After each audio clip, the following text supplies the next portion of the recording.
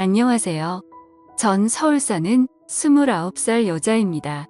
3년 동안 연애하고 결혼한 남자가 있어요. 나이는 저보다 4살 많습니다. 33살이고요. 일단 먼저 제가 살아온 환경을 말씀드릴게요. 어렸을 적부터 전 단 한 번도 여유라는 걸 모르고 자라왔어요. 초등학교 때는 물론 그 흔한 수학여행도 돈이 없어 담임 선생님이 직접 대주신 것도 기억이 나고, 그 어렸던 시절 단칸방에서 남들 다 기름 보일러 켜고 연탄 다 사라져 갈 무렵 저의 가족은 연탄 한 장으로 하루를 버티곤 했죠. 솔직히 어렸을 때 쪽팔릴 수도 있겠지만 전 그렇게 생각하지 않았어요. 제 노력으로, 제 힘으로 이 가난을 벗어나고 싶다는 생각 하나로 어렸을 적부터 열심히 달려왔습니다. 공부든 생계든 그때의 가난은 지금 생각해보면 순전히 저희 부모님 때문이었을 거예요. 전 엄마와 아빠 그리고 남동생 이렇게 4가족이 살았었는데, 아버지는 항상 술에 찌들어 사셨고 집에 들어오면 항상 담배 연기와 술 냄새로 단칸방은 쩔어 있었죠. 엄마는 그런 아빠를 참고 또 참고 결국엔 제 동생과 저를 두고 떠나셨죠. 그때 엄마는 저희와 같이 떠나자고 제게 말했어요. 어디든 떠나면 지금보다는 나은 생활을 할 수 있다고 말한 게 생생히 기억나요. 제 나이 그때 중학교 1학년 사춘기도 채우기 전인 나이였죠.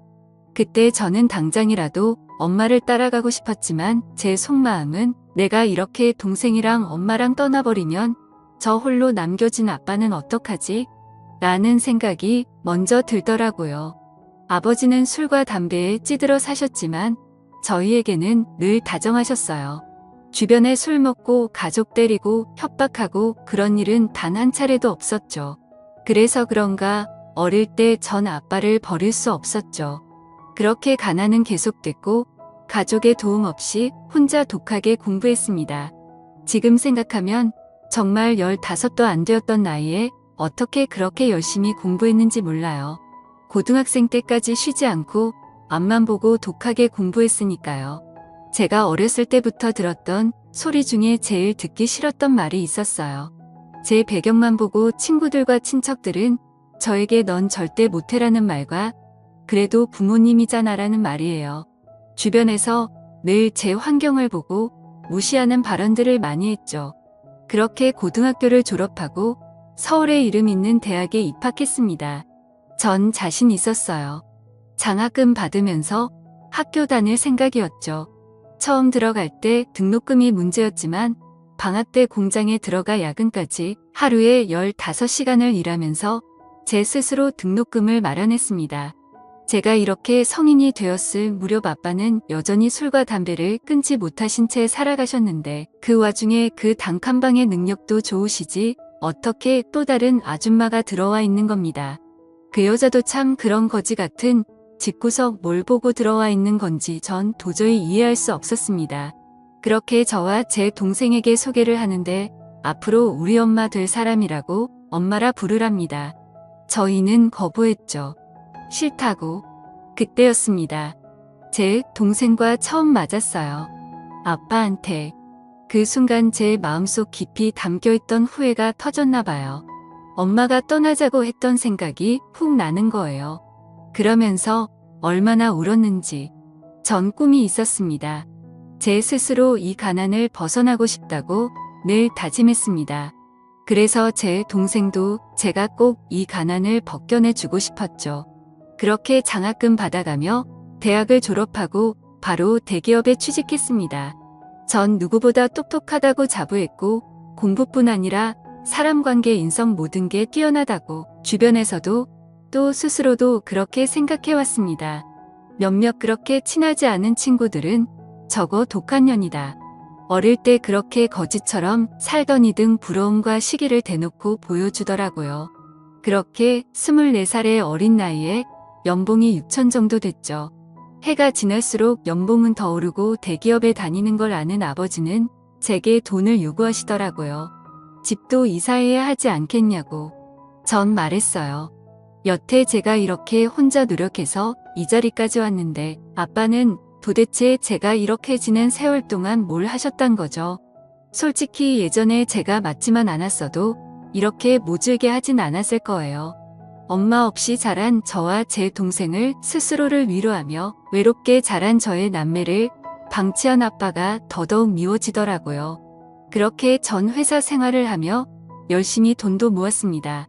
보통 동료 직장들 보면 입사하자마자 대출 받아서 차 사고 대출 안 받아도 2년 차만 돼도 차는 기본으로 팔고 다니더라고요. 저는 굳이 차가 필요한가? 지하철이 엄청 편한 교통수단이 있는데 굳이 돈도 아깝고 살 이유가 없었죠. 그 돈 다 저축했습니다. 어려서부터 가난한 게 습관이 됐는지 돈을 벌었으면 쓸 줄 알아야 하는데 그냥 다 아까웠습니다. 제 입으로 들어가는 음식들, 제가 입는 옷들 전부 아꼈죠. 그렇지만 제 하나뿐인 남동생에게만큼은 뭐든 해주고 싶었어요. 어떻게 보면 여태까지 버틸 수 있었던 건 동생 하나만 바라보고 이 자리에 왔던 거니까요. 그래서 그런가 동생도 졸업하고 잘 자라줘서 지금은 좋은 대학 가고 군대 다녀와서 취업 준비 중에 있어요. 군대 있을 때 매달 50만 원씩 용돈 보내줬는데 제대하고 나서 저한테 1,000만 원을 주더라고요. 누나한테 받은 돈 허수로 쓰지 않고 꼭 필요한 데 쓰고 싶었다고.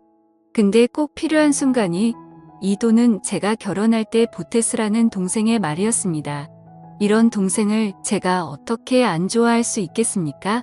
그렇게 지내오다가 회사 동료랑 우연히 술자리를 같이 하다가 만난 남자가 있었습니다.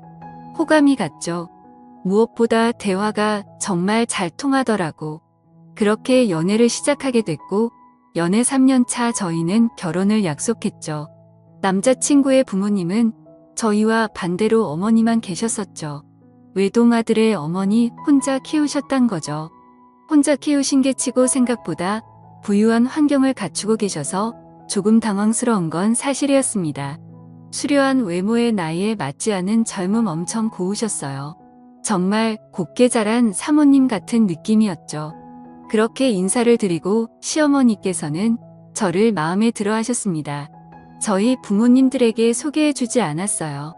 해도 어차피 돈만 보고 달려들 게 뻔하니까. 그렇게 저와 남편은 결혼을 했습니다. 어머님 혼자 계셔서 처음에 집에 들어가 사는 게 맞나 생각도 했는데 남편은 엄마 혼자서 잘 계신다며 따로 먼저 나와 살자고 하더라고요. 그래서 전 아무래도 그게 조금 더 편할 것 같지만 한편으로는 걱정도 들긴 했죠. 그렇게 결혼 생활을 하면서 전역한 지 얼마 안 된 동생한테 연락이 한 통 왔어요. 누나 혹시 매형 지금 집에 있어? 라고 물어봤죠. 아니, 오늘 회사 사람들이랑 회식이 있어서 늦는다고 말했죠.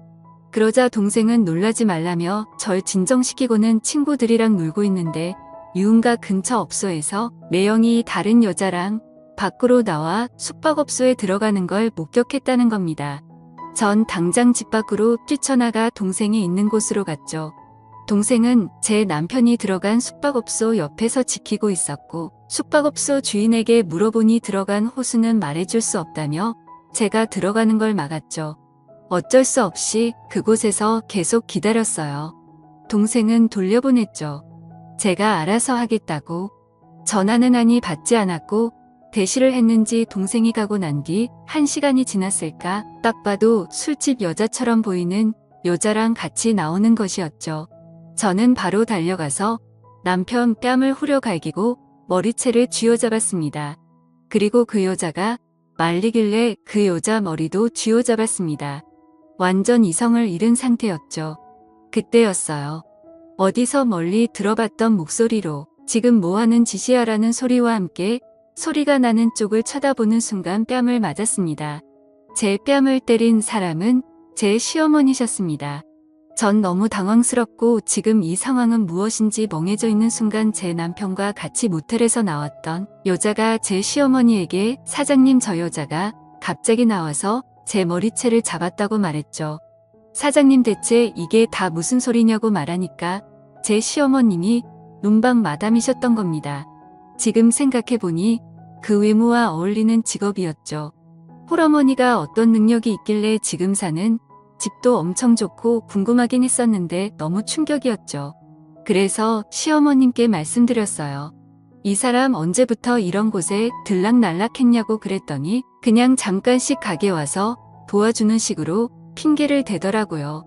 아가씨랑 같이 나온 것도 손님이랑 있다가 제 남편이 마중 나온 거라고 말하더군요. 아니 그걸 왜 제 남편이 하고 있고 그걸 또 믿으라는 게 진짜 사람 바로 앞에서 바보 취급하는 것도 아니고 그 여자는 제가 와이프인 거 늦게나마 알았는지 남편이랑 찍소리도 못하고 있더라고요. 어떻게 이럴 수 있는 거죠? 아니 어떻게 지 자식이 대놓고 여자랑 바람을 피우고 있는데 저걸 감싸주는 시어미가 더 납득이 되질 않았습니다. 저는 그 자리에 힘 빠져 앉아 눈물만 흘렸습니다. 그때 제 남동생이 가지 않고 상황을 지켜보다가 남편에게 다시는 내 눈에 띄면 가만 안 둔다고 말하고는 절 부축하며 집으로 돌아왔습니다. 이혼 소송 바로 준비 중에 있습니다. 그나마 아이가 없다는 것에 정말 천운이라 생각해야죠. 앞으로 저에게 사람이란 제 친동생 빼고는 아무도 못 믿을 것 같습니다.